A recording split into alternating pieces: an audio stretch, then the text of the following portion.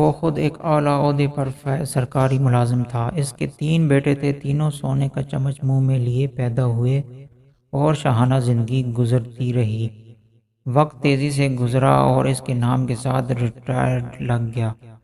عہدے کی مدت ختم ہوئی، ریٹائرڈ ہو گئے اور اب زندگی کا سفر انتہا کی طرف چل پڑا۔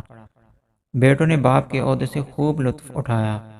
کہتے تھے ہمیں کیا فکر ہے، ہمارا باپ 22 گریڈ کا افسر ہے، ہمارے کام خود بخود بنیں گے اور بنتے بھی رہے۔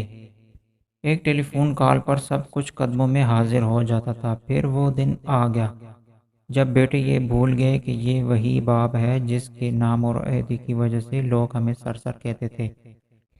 باپ کسی بیماری کی وجہ سے چلنے پھرنے اور بولنے سے معذور ہو گیا۔ بیٹے کہنے لگے اب تو باپ کی کمزوری دیکھی نہیں جاتی۔ ایک بیٹے نے کہا ابا کی جائیداد و مال تقسیم کرتے ہیں، نہ جانے کب مر جائے۔ اب تو شرم آتی ہے بتاتے ہوئے کہ لوگ کیا کہیں گے، جب دوست آتے ہیں تو سامنے یہ بوڑھا پڑا ہوتا ہے۔ چلو ایک نوکر مستقل ان کے ساتھ رہنے کے لیے رکھ لیتے ہیں جو ان کا خیال رکھے، 20,000 ماہانہ دے دیں گے۔ نوکر آ گیا اور اسی گھر کے ایک کمرے میں باپ کو فرش پر گدا لگا دیا گیا۔ نوکر کو کہا کہ اس کا پورا خیال رکھنا، ہمیں کوئی شکایت نہ ملے۔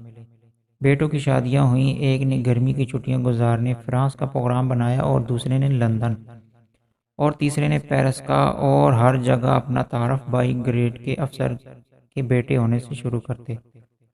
نوکر کو تاکید کی کہ ہماری 3 ماہ بعد واپسی ہوگی، تم بابا کا پورا خیال رکھنا اور وقت پر کھانا دینا۔ سب چلے گئے، وہ باپ اکیلا کمرے میں لیٹا سانس لیتا رہا، نہ چل سکتا تھا، نہ خود سے کچھ مانگ سکتا تھا۔ نوکر گھر کو تالا لگا کر بازار سے بریڈ لینے گیا تو اس کا ایکسیڈنٹ ہو گیا۔ لوگوں نے اسے ہاسپٹل پہنچایا اور وہ کومے سے ہوش میں نہ آ سکا۔ بیٹوں نے نوکر کو صرف باپ کے کمرے کی چابی دے کر باقی سارے گھر کو تالا لگا کر چابیاں ساتھ لے گئے تھے۔ ملازم اس کمرے کو تالا لگا کر چابی ساتھ لے گیا تھا کہ ابھی واپس آ جاؤں گا۔ اب بوڑھا ریٹائرڈ سرکاری افسر کمرے میں لاک ہو چکا تھا۔ وہ نہ چل سکتا تھا، نہ کسی کو آواز دے سکتا تھا۔ لہذا 3 ماہ بعد جب بیٹے واپس آئے اور تالا توڑ کر کمرہ کھولا تو لاش کی حالت وہ ہو چکی تھی جو تصویر میں دکھائی دے رہی ہے۔